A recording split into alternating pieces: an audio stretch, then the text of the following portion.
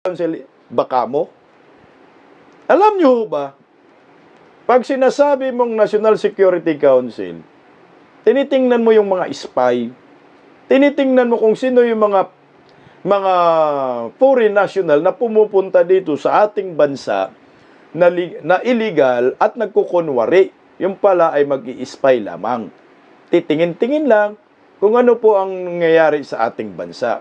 Magkaroon ng economic sabotage. Naalala nyo po, itong si Mayor Alice Guo, na sinasabi ho nila na hindi daw Pilipino.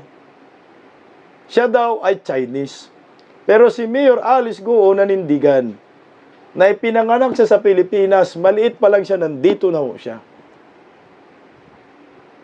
Pero hindi nila ho pinalusot, dinisqualify ho nila sa pagiging mayor ng Bamban-Tarlac.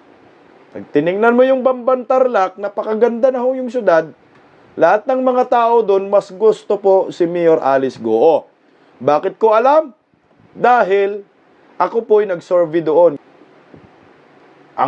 Ito may kinalaman sa national security ng ating bansa.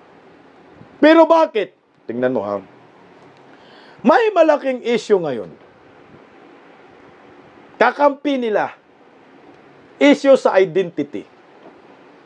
Si Mayor Alice Guo, dinisqualified nila, kinasuhan kasi nga hindi daw Pilipino. So may issue sa nationality, yung pagkatao. Pero bakit ho ito ay hindi nila ma-disqualify? Alam niyo po ba yung sinasabi ko? Si Erwin Tolpok. Ang tanong dito guys, national security, pinag-uusapan natin ha. Ayan na, palit-palit pa kayo ng organisasyon ha. Pero ito, national security, pinag-uusapan. Bakit hindi nyo pinupulis ito?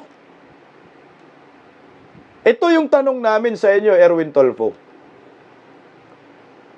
Filipino ka ba o Amerikano? Ano ang tunay mong pagkatao? Pakitulpok nga. Kasi kumakalat to ngayon sa social media ng pangalang dinala ng taong ito ay si Erich Sylvester Stallone. Erich Sylvester Tulfo. American name. Pero sa Pilipinas, Erwin Tulfo. Kinunik ko lang dito sa national security.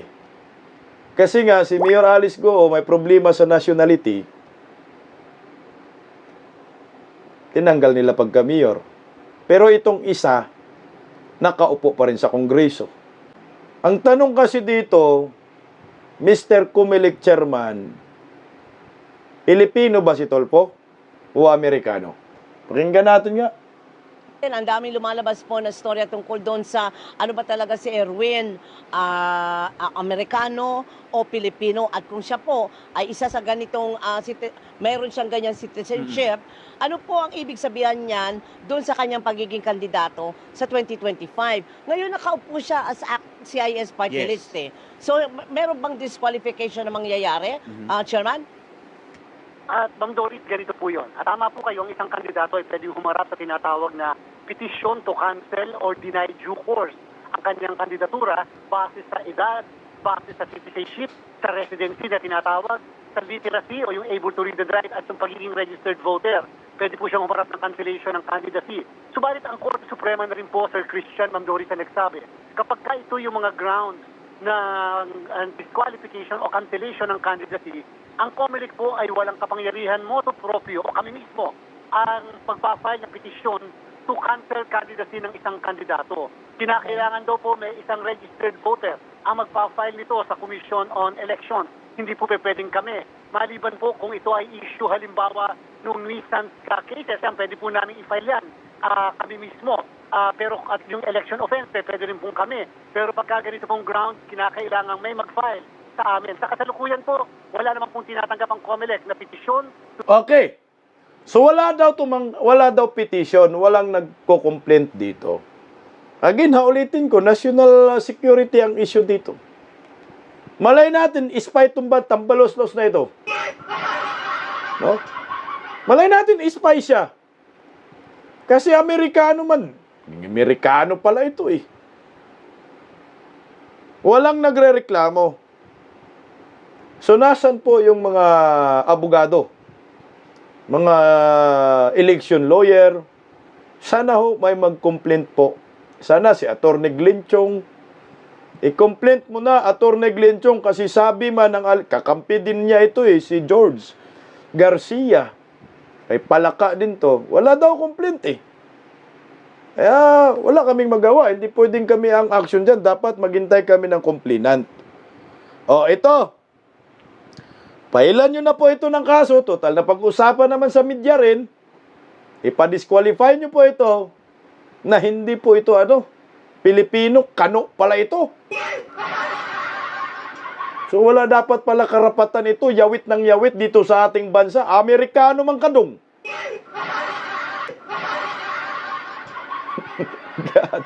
Sige nga, tuloy To deny due course and or cancel candidacy ng naturang personalidad.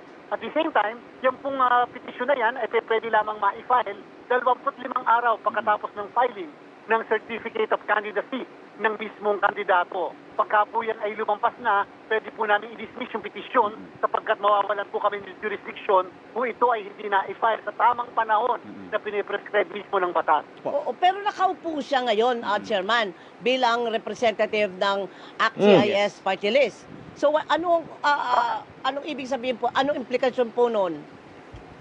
Opo, kapag po isang tao ay nahalal na, naproklama na at nanunungkulan na, ang COMELEC po ay nawawalan ng jurisdiksyon, lalo pa kung ang posisyon ay congressman. Alam niyo po, sabi ng Korte Suprema na kapag isang kandidato sa Kongreso ay naproklama, nakapag-oath at nakapag-assume sa opisina, kung ang COMELEC ay merong pending na kaso sa kanila, ang COMELEC mawawalan ng jurisdiction sa amin at ang kaso po ay pwede nang ma-file sa tinatawag na House of Representatives Electoral Tribunal.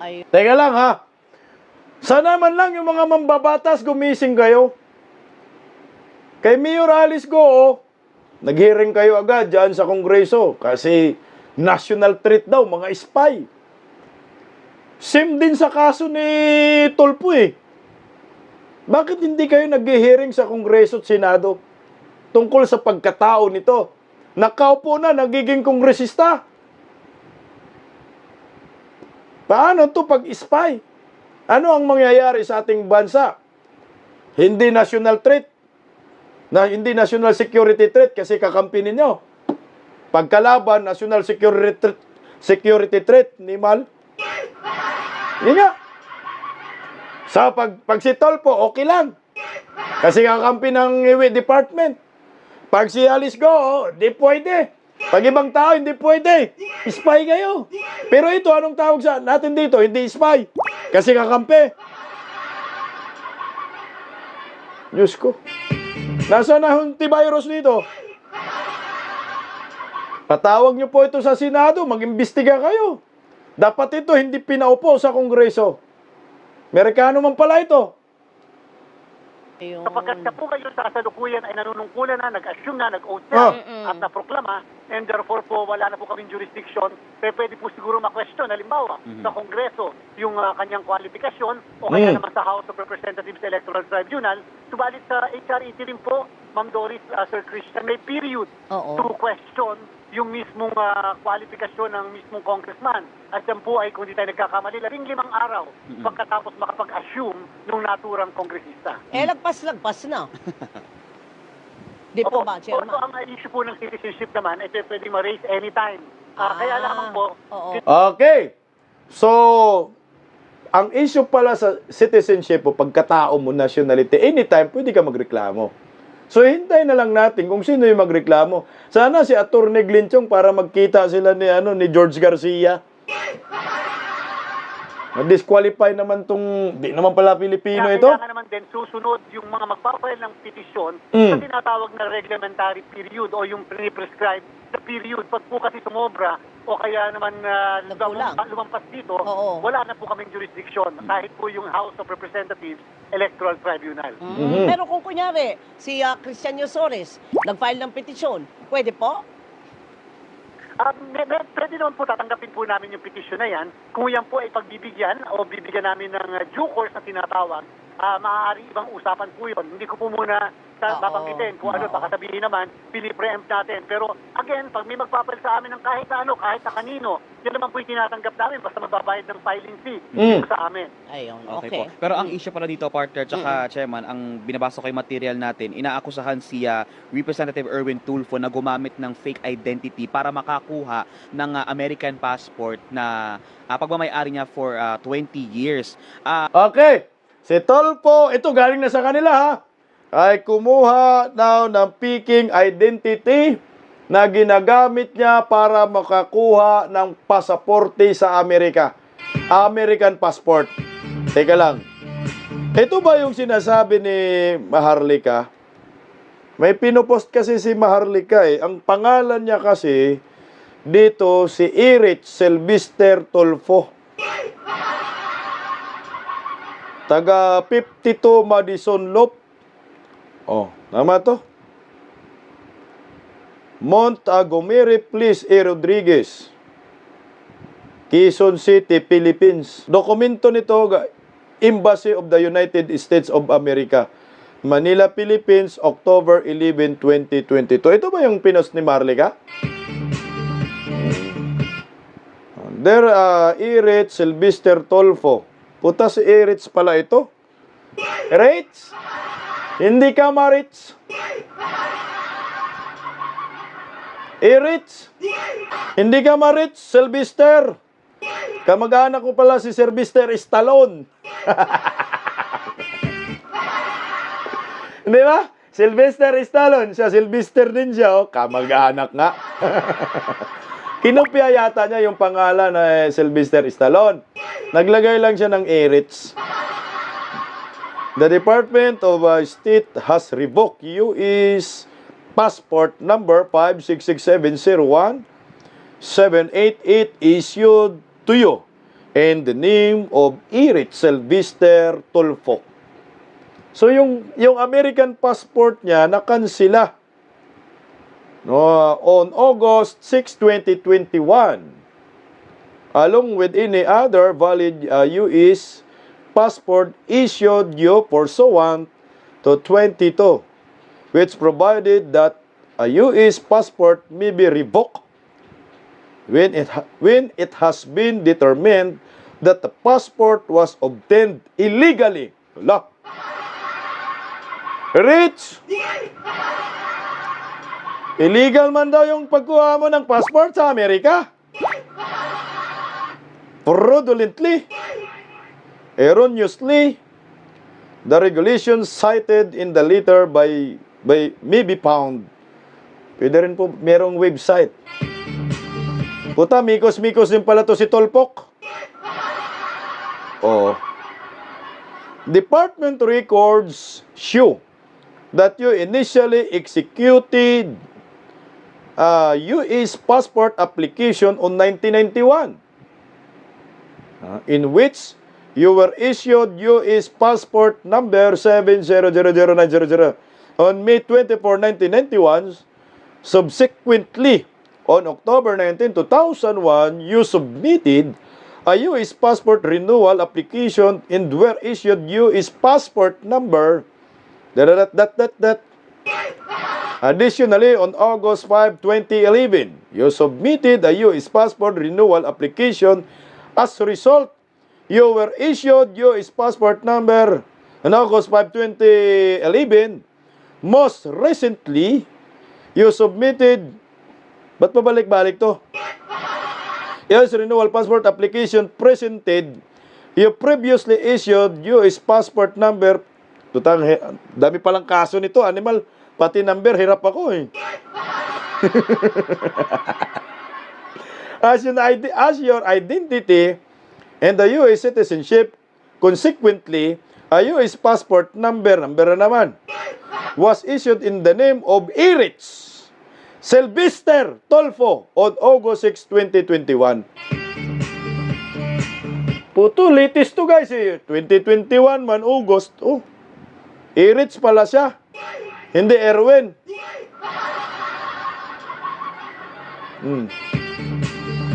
Alias Malambuang.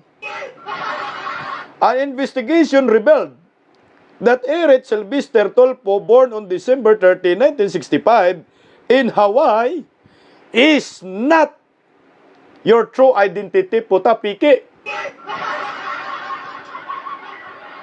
Sumikos.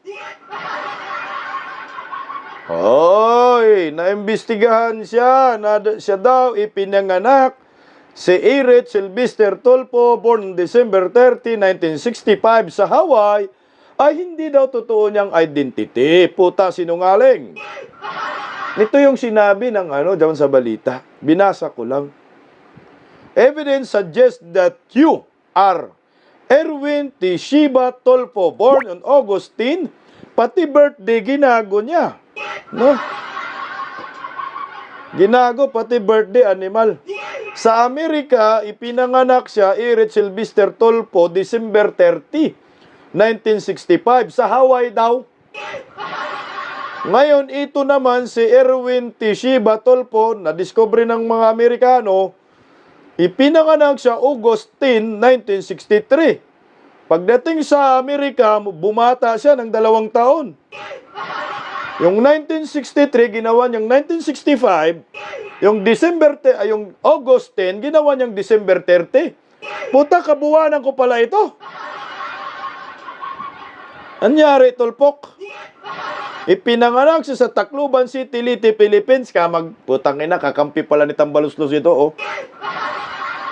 Yung Tacloban, Leyte, nagiging Hawaii.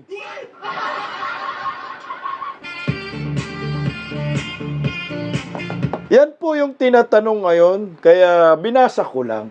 Ito po yung sinasabi dyan sa balita. Kung ibabangga natin, sir, dito sa mga facts natin, maituturing ba ito na parang material misrepresentation din? O fraud? Oo. Kasi kung titingnan nyo, at tayo ko pong magbanggit ng merit, kaya lang, siguro po yung mga nakikinig lang, babalansehin natin, kung sakali po may katotohanan yung sinasabing misrepresentation, yung po ba ay nag-violate sa Philippine law o ibang batas ang na-violate? Kung Philippine law po yan, ano bang batas natin ang na-violate? O yung po ba ay na-violate nila ang batas sa Amerika? So isang bagay po yan. Number 2, yung sinasabing misrepresentation ay misrepresentation doon sa certificate of candidacy natin. So ibig sabihin ay matetrace din dyan kung siya ba mismo yung nag-apply ng citizenship, siya ba mismo yung nabigyan ng American citizenship.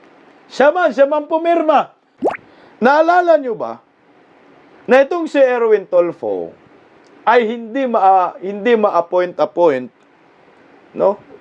Ay hindi makapasa-pasa sa Commission on Appointee bilang isang DSWD secretary. Naalala nyo ba ho? Grabe mikos talaga itong agba-admin, no? Ito kinukunik ko lang dito sa National Security issue. Hindi man siya di ba nababypass yan? Kasi nga, questionably yung kanyang nationality. Isipin mo, hindi siya na-appoint bilang isang DSWD secretary. Tapos, nakaupo bilang isang kongresista. Buang talaga. No? Grabing mikos-mikos. Tapos ngayon, tatakbo pang senador. Buang. Naalala niyo po? O, tingnan mo. Ito basahin ko po. Meron po akong nahanap na article galing po mismo dito kay Attorney Trixie Cruz Angelis noong 2022. So, hindi pa yata tanggal dito si Attorney Trixie Cruz. November, natanggal na ba nag-resign na ba si Attorney? O. Sa hearing ng Commission on Appointments kay Secretary Erwin Tolfo, 2 po ang issue na nilabas. Nakinig kayo. Sa mga hindi ho nakakatuto, kasi wag nyo pong iboto to. Kano pala ito, Amerikano eh. Una, makinig kayo ha, ang kanyang conviction. Kaso pala ito. Ang kanyang conviction by final judgment of a crime involving moral turpitude. Convicted po kasi siya ng 4 counts of libel. Kaya, hindi siya nakapasa diyan sa Commission on Appointee. O bakit siya nagiging nagiging kongresista sa animal na party list na yan, huwag niyong iboto yan. Anong party list niyan? Putang ina, parang si Castro lang din, convicted, oh. Bulok talaga tong gobyernong ito. Convicted pala eh. Sinabi 4 counts of libel. Yun yung dahilan, kaya hindi po siya na-appoint. Kapag ganito, posibleng ma-disqualify po from appointive public office. ACT-CIS. ACT-CIS, parang teacher act, no? Kamag-anak lang din, ACT-CIS. ACT Teacher Party List. Pareho convicted pala yung mga kongresista dyan. Magkakampi talaga. No? ACT Teacher Party List, convicted. ACT-CIS, convicted. Puro mga convicted kakampi ni Ngagba. Sa bagay, si Ngagba, convicted din naman yan sa Amerika, di ba? O, talo man yan sa kaso. Pangalawa, ito ang pangalawang rason. Ito na yung issue ng nationality. Tignan mo ang kanyang serbisyo sa US Army. Ang kanyang serbisyo sa US Army kung saan, ayon sa batas, nirenounce niya ang kanyang Philippine citizenship at sumumpa ng katapatan sa bansang Amerika. Puta, Amerikano talaga pala ito. Oh. So, Amerikano. Spy. Ayon sa Republic Act 9225, natanggalan na siya ng kanyang Philippine citizenship sa akto na iyon. Ngunit, pwede naman ito makuha muli kapag nirenounce niya ang kanyang US citizenship at sumumpa sa katapatan sa Pilipinas at hindi na siya magsiservisyo sa pwersa ng sandatahan ng ibang bansa. Ang tanong, Erwin Tolpo, Rich, Sylvester Stallone, tinatakwil mo na ba ang pagiging Amerikano mo? O ito confirm na nagiging US citizen po itong si Tambaloslos, si Tolpok, na isa sa mga dahilan kaya hindi po siya na-appoint. Rich, itinakwil na ba niya yung pagiging Amerikano niya? Tapos, tatakbo pang senador. O bakit hindi ito maimbestigahan? Ito yung sinasabi natin, national security issue. Kung si Inday Sara, tinanggal ninyo sa National Security Council kasi galit sa inyo, pero itong tunay na may issue, si Tulfok, na itinakwil niya ang pagiging Pilipino at nagiging US citizen, ba't hindi ito inimbestigahan? At nakaupo pa ngayon sa Kongreso. At tatakbo pang senador. Kasi nga, kakampi ni Ngagba. So, at least kayo, alam na ninyo ngayon